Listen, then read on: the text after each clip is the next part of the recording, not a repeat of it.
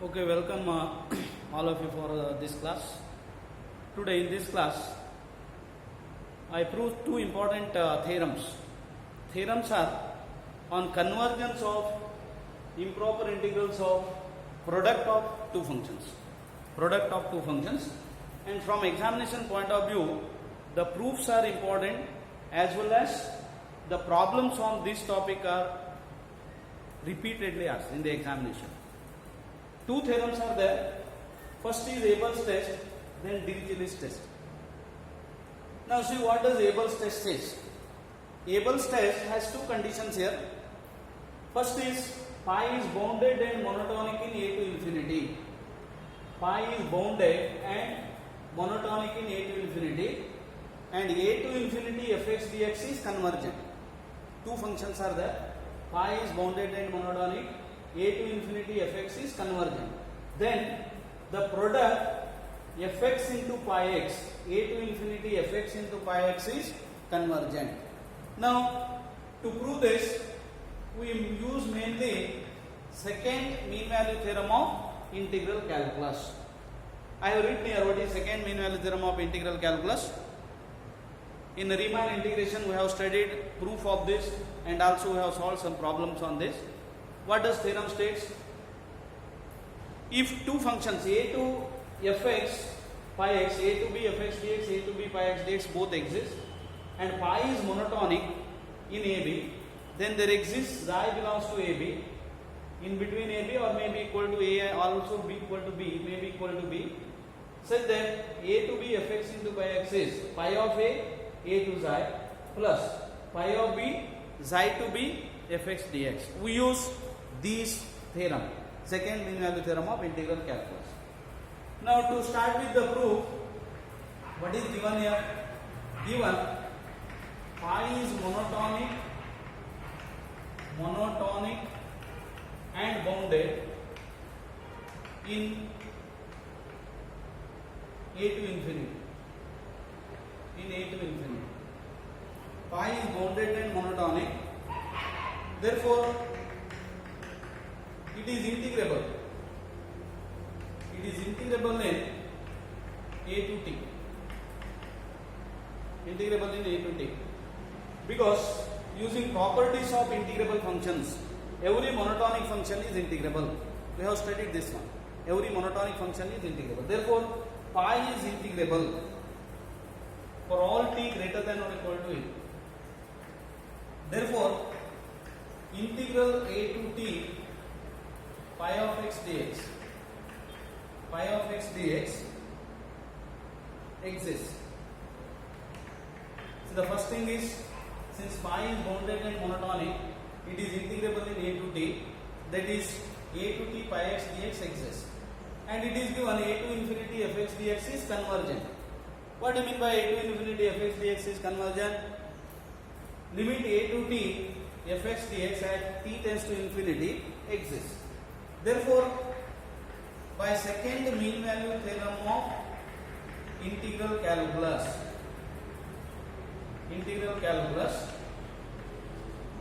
there exists xi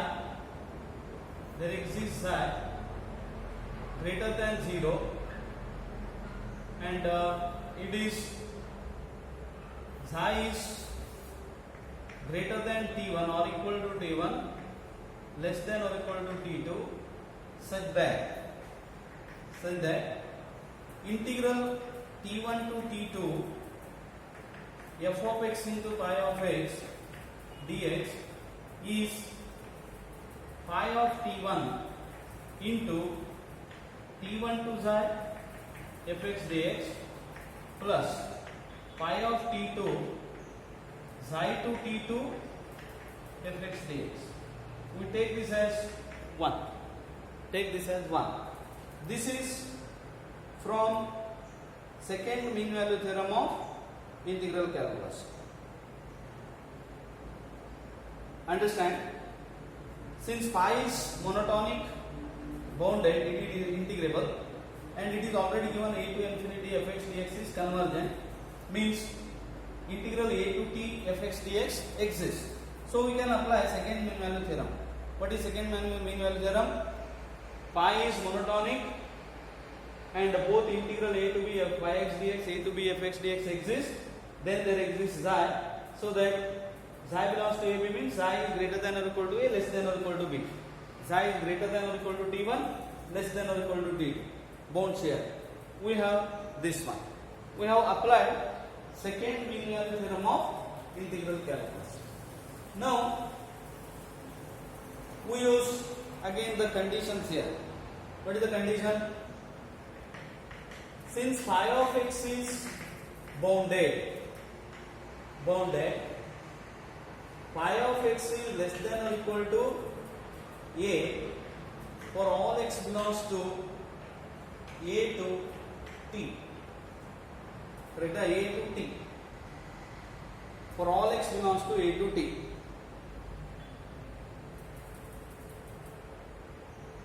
Or for all x greater than or equal to a, because it is bounded in entire a to infinity. Therefore, for all x greater than or equal to a, pi x less than or equal to a. Mod pi x is less than or equal to a. Now see here, what are t1 and t2? t1, t2 belongs to a to t here. Therefore, mod of pi t1 less than or equal to a, pi of t2 is less than or equal to a. Less than or equal to a. This is, take this as 2. Using pi x is bounded, we have taken pi of t1 less than or equal to a, pi of t2 is also less than or equal to a. And next thing is a to infinity fx dx is convergent. This is given. This implies you have studied general test for convergence. What is general test for convergence? Last video I explained that one. General test for convergence is, it is like this: a to infinity fx dx convergent if and only for eta greater than 0 there exists delta greater than 0 such that mod of t1 to t2 fx dx is less than or equal to eta for all t1 t2 less than delta. Let me verify this. For all t1 t2 greater than or equal to t. See what is given? A to infinity fx dx is convergent. By necessary and sufficient conditions of convergence of improper integral, general case, there exists for eta greater than 0, there exists a fixed number k, so that mod t1 to t2 fx dx is less than or equal to eta for all t1 t2 greater than or equal to k. Now psi is greater than or equal to t1 less than or equal to t2. Therefore, psi is greater than or equal to k. Psi is also greater than or equal to k. Therefore,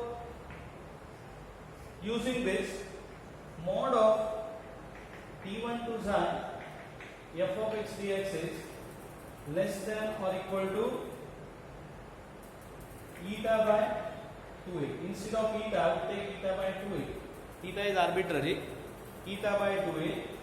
Mod psi to t2 fx dx is also less than or equal to eta by 2a. Less than or equal to eta by 2a.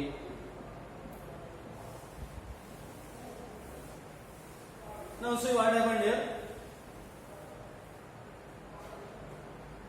By using a to infinity fx dx is convergent, using the general test for convergence, for eta greater than 0 there exists k, so that mod t1 to t2 fx dx is less than or equal to eta by 2a for all t1 t2 greater than or equal to k. For all t1 t2 greater than or equal to k. Now xi is greater than or equal to k because xi lies between t1 and t2. Both t1 t2 are greater than or equal to k. Xi is greater than or equal to k. So mod t1 to xi fx dx is less than or equal to eta by 2a. Xi to t2 fx dx is also less than or equal to eta by 2a. 1, 2, take this as 3. This as 3. Now use 1, 2 and 3. From 1 to 3, from 1 to 3, we have mod of t1 to t2 f of x into pi of x dx is equal to mod of pi of t1 into t1 to xi fx dx plus phi of t2 pi of t2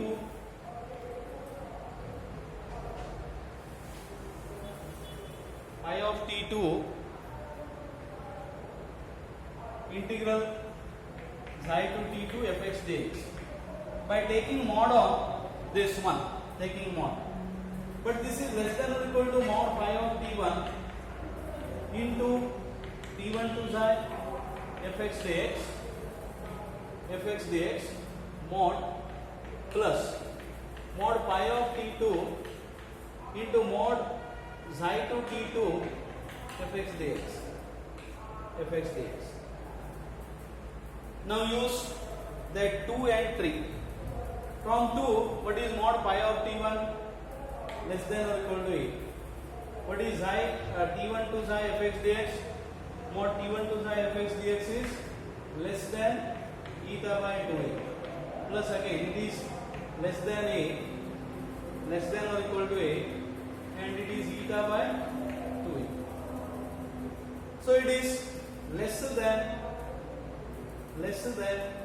eta. Eta by 2, eta by 2. Less than eta. Therefore, by using necessary and sufficient conditions,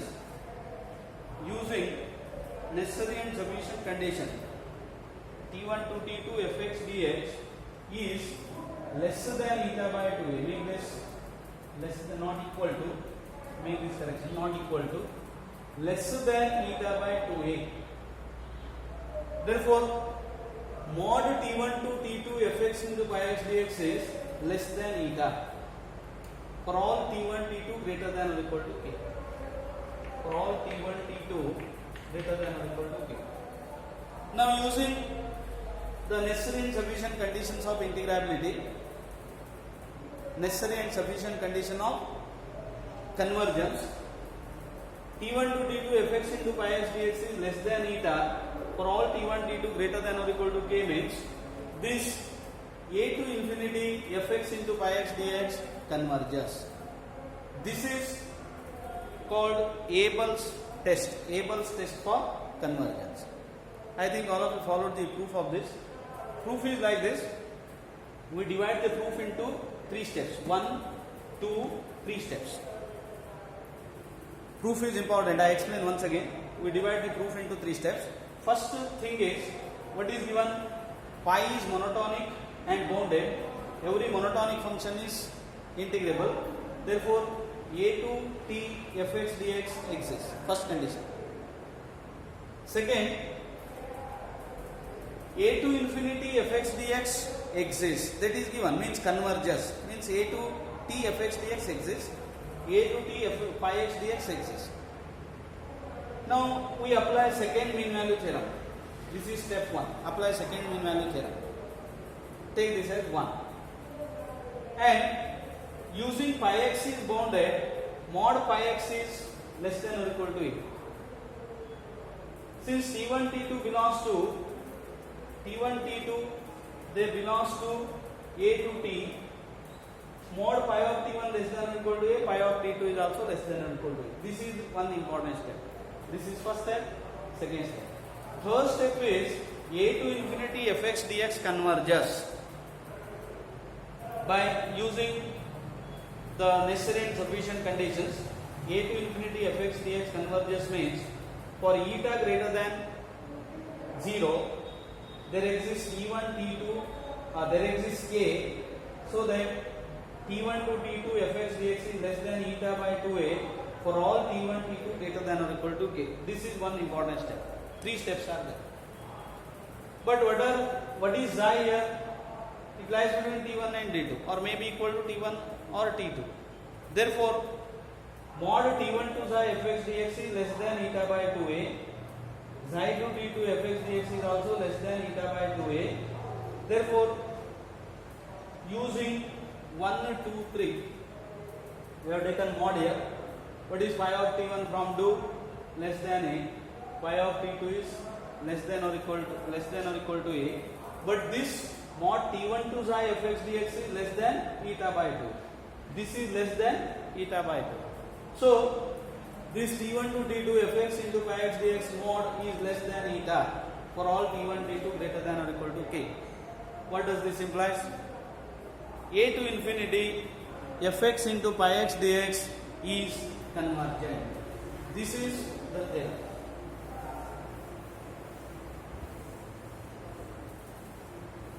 I think all of you understood this one. Next theorem is Dirichlet's theorem, or it is called Dirichlet's test. Dirichlet's theorem. This also tests for convergence of product of two functions. See, the theorem is like this. In this case, let phi be bounded and monotonic, and pi x tends to 0, monotonic in a to infinity, and pi x tends to 0 as x tends to infinity.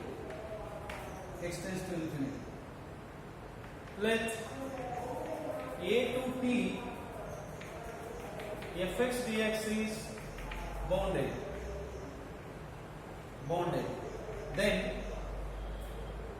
integral a to infinity fx into pi x dx converges. A to infinity fx into pi x dx converges. A to t fx dx is bounded. Then a to infinity fx into pi x dx converges. This is Dirichlet's test. See, what is Abel's test? In Abel's test, pi x is monotonic and bounded only, and a to infinity fx dx converges. But here pi is bounded and pi x tends to 0. Here one additional condition is there, but this is important. A to t fx dx is bounded. Only a to t fx dx is bounded is sufficient. But in Abel's test, a to infinity fx dx converges. That is required. But here a to t fx dx is bounded. Then this product converges. This is Dirichlet's test. Now, to prove this, I prove this one in the next video. I take one example on this. Example is, show that integral 0 to infinity sin x by x dx is convergent.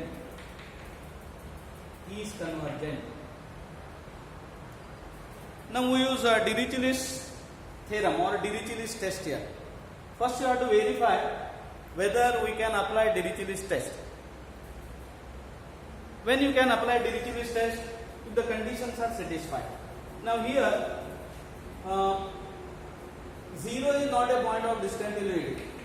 Sin x by x as x tends to 0 is 1. Therefore 0 is not a point of discontinuity. But here in this theorem, a is greater than 0. Therefore we write 0 to 1 sin x by x, that is 0 to infinity sin x by x dx is 0 to 1 sin x by x plus 1 to infinity sin x by x dx. Now this is proper. 0 to 1 sin x by x is proper. Now we have to consider the convergence at infinity. For that, take fx is sin x and phi of x is 1 upon x. We consider this one. 1 to infinity sin x by x. Fx is sin x, phi x is 1 upon x. Now, what is the first condition? Phi x is monotonic, monotonically decreasing, and also phi x tends to 0 as x tends to infinity. First condition. Phi x is monotonic, monotonically decreasing here, and phi x tends to 0 as x tends to infinity. And integral a to t fx dx, we have to verify whether it is bounded. Second condition of Dirichlet's theorem is, or test is, a to t fx dx must be bounded. Consider a to t fx dx. It is a to t, or I take 1 to t sin x dx. And what is the integration of sin x? It is minus cos x from 1 to t. Now simplify this, or take the limits 1 and t. It is minus cos t plus cos of 1. It is less than or equal to 2.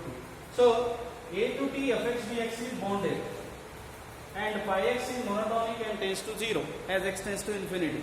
Therefore, by Dirichlet's test, 1 to infinity fx into pi x dx converges. Therefore, given integral converges. This is how we can apply Dirichlet's test. I prove the Dirichlet's test in the next video. Okay, thank you.